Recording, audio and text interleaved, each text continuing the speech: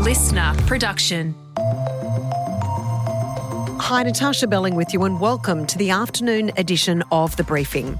Coming up in our deep dive, for the first time since World War II, Australia has expelled an ambassador. It comes after the Prime Minister announced today our nation's intelligence agencies discovered the Iranian government directed at least 2 anti-Semitic attacks here in Australia.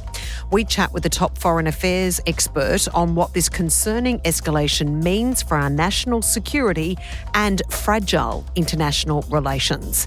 But first, let's check the afternoon headlines this Tuesday, the 26th of August.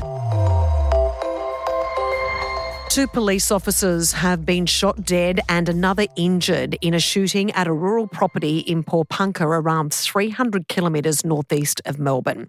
The situation at the time of recording is still unfolding, but there are reports police were executing a search warrant relating to historical sex abuse allegations when they were ambushed just before 11 a.m. The gunman is still on the run, reportedly with a number of family members, including children. Police are urging people to avoid the area, with the local town in lockdown, including a primary school. In other news this Tuesday, former New South Wales police officer Beau Lamarre-Condon has pleaded not guilty to the murders of Sydney couple Jessie Baird and Luke Davies. Police allege Lamarre-Condon used his police-issued handgun to shoot the pair inside Mr Baird's Paddington home before their bodies were later found inside surfboard bags at a property around 200 kilometres south of Sydney. Lamarre-Condon appearing via video link today, with his lawyer entering not guilty pleas to 2 counts of domestic violence-related murder and 1 count of aggravated break and enter. And Australia Post has announced it will immediately suspend the majority of its mail deliveries to the United States, with Donald Trump's tariffs set to come into effect shortly. The delivery of letters, documents and gifts worth less than $150 will continue, but those using Business Contact and My Post Business are set to be the most affected. Now it's time to get into our deep dive on the Iranian government directing anti-Semitic attacks on Australia. The Prime Minister holding a special news conference to confirm the concerning discoveries by ASIO. Iran has sought to disguise its involvement, but ASIO assesses it was behind the attacks on the Lewis Continental Kitchen in Sydney on October 20 last year and the Adass Israel Synagogue in Melbourne on December 6 last year. These were extraordinary and dangerous acts of aggression orchestrated by a foreign nation on Australian soil. It is totally unacceptable, and the Australian Government is taking strong and decisive action in response. The PM also saying ASIO assessed it is likely Iran directed further attacks. The government is moving to expel Iran's ambassador and legislate to list Iran's Islamic Revolutionary Guard Corps as a terrorist organisation. Joining us now is intelligence expert Justin Bassi. Justin, thanks so much for joining us. As we mentioned earlier, this is a significant announcement from the Australian government, from the Prime Minister. From your professional opinion, did you see this coming? No, it was, I'm sure, as much of a shock to me as it was to most other people. It's always interesting when you see an alert that there's going to be a press conference with the Prime Minister, Foreign Minister, Home Affairs Minister and the Director General of ASIO and the Commissioner of the AFP. You know, it's something big. But I wasn't expecting it to be as big as this. The attribution to the Iranian regime of directing violence in Australia, very, very significant. And the result, the expelling of an ambassador for the first time since World War II, the announcement that Australia would list the IRGC as a prescribed terrorist organisation, these things are very, very significant. And I think really on top of that, what struck me was both the Prime Minister and the Director General of ASIO saying that in addition to the usual havoc that Iran causes around the world, what was unique here was that Iran was trying to sow division in Australia's society. That is very, very significant. Just on that point, Justin, to sow division within Australian society, can you unpack that for us? Well, it's an important element that really will need to be analysed over the coming days. Why has Iran chosen Australia? If to use the Prime Minister and Director General's words, why is this seemingly at the moment unique to Australia, that Iran would not just use terrorist proxies and criminal groups and criminal individuals to achieve their aims of what they usually do, suppress critics, suppress dissidents, etc. Why would they identify Australia as being vulnerable to social division? I think maybe the answer lies in some of the protests that we've seen over the last year or so, where for the most part, these protests are very peaceful, completely legal and an important part of Australian society. But at too many of them, we see individuals who are carrying flags of existing terror groups, Hamas, Hezbollah, ISIS. We also see people carrying portraits of Iran's supreme leader. So these elements, these extreme elements within the protest groups may very well have been identified by Iran as showing that Australia was vulnerable and had some people who supported the Iranian regime and some people who supported the objectives of the Iranian regime.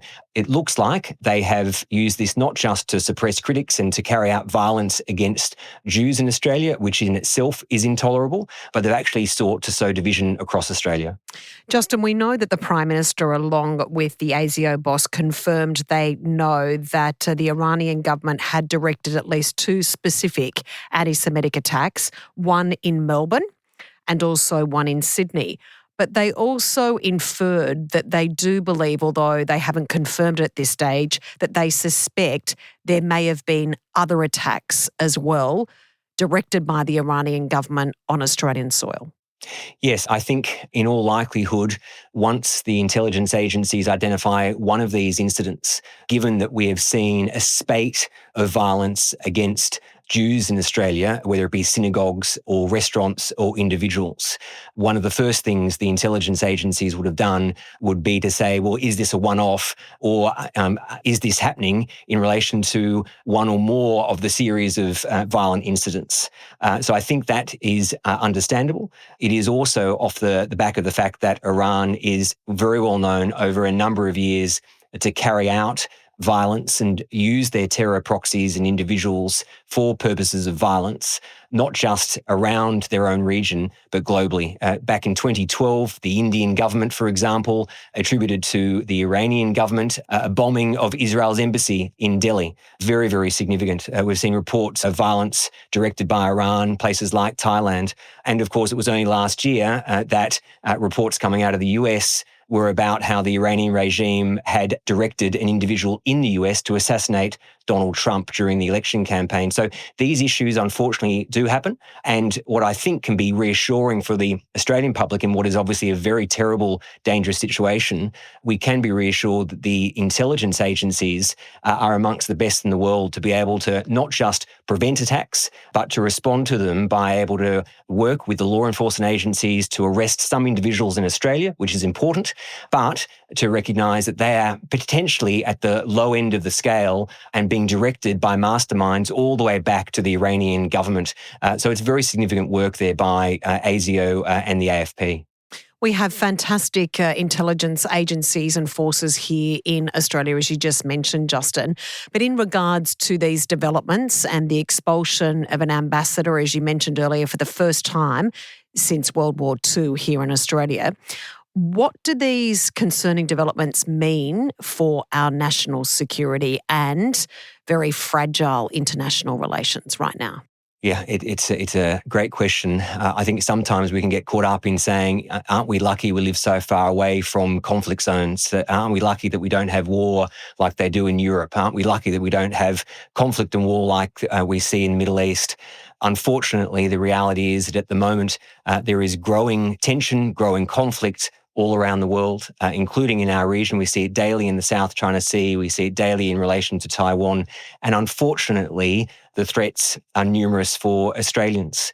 And we have what is unusual and almost unprecedented, that these threats that used to be one at a time. In the Cold War, we knew we were against the Soviet Union. In the era of terrorism, Al-Qaeda and then ISIS, we were able to say, well, it's clear that terrorism is the number one security threat, and there's daylight to the second or third threat on that list. Right now, we still have terrorism. We've got conflict around the world. We've got cyber attacks. We've got foreign interference. We've been recently circumnavigated by the PLA Navy. So we've got multiple threats happening against us. And that's why it's important. These press conferences are really important to be able to ensure the public knows the reality of the threat, not to alarm the public, but to inform them, empower them, and to also then reassure them to say that the government, the Prime Minister, the Foreign Minister, the Home Affairs Minister, and the agencies like ASIO and AFP are on it. They can't guarantee everything. They can't guarantee that an attack won't happen, but we can be absolutely reassured that the agencies are on it, and where they are unable to prevent it, they will respond and respond quickly. So how does this play out, Justin, moving forward in regards to now clearly our very fragile relationship with the Iranian government, but also from a bigger point of view, a bigger picture with our US alliance? How does this play out for Australia? Because all of a sudden we're very, very front and centre on multiple fronts with international conflict and tensions. I think the fragility with Iran, my answer is that from time to time, we have to accept that we are not going to have the greatest of relationships with some countries around the world. We have to ensure that we are as secure as possible, to ensure that we are as sovereign as possible. We have to show all countries that we put our own security above the diplomatic relationships or the economic relationships that we might want to have with other countries.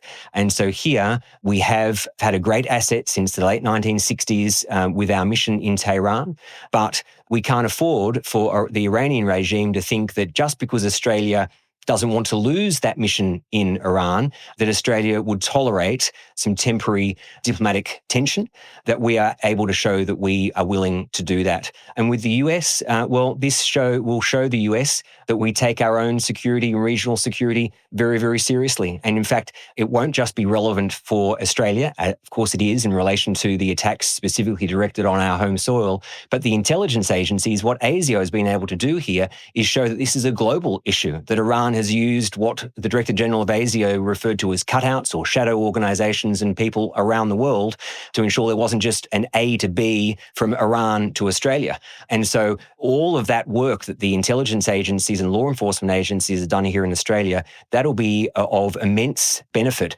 for our allies and our partners. And so in relation to the US, yes, there will be, of course, some disappointment that the mission that we have in Tehran that has supported US interests because the US doesn't have a mission in Iran, there will be disappointment there for the temporary closure. But by far and away, the safety of Australians and the recognition and the identification of how Iran is using its global network, its proxies of terrorists and criminal groups, that's worth a lot to our partners.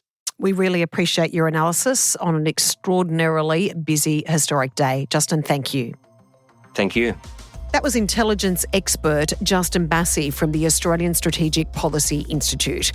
And that's it for this episode of the afternoon edition of The Briefing. We'd love you to subscribe or follow us on Instagram at The Briefing Podcast.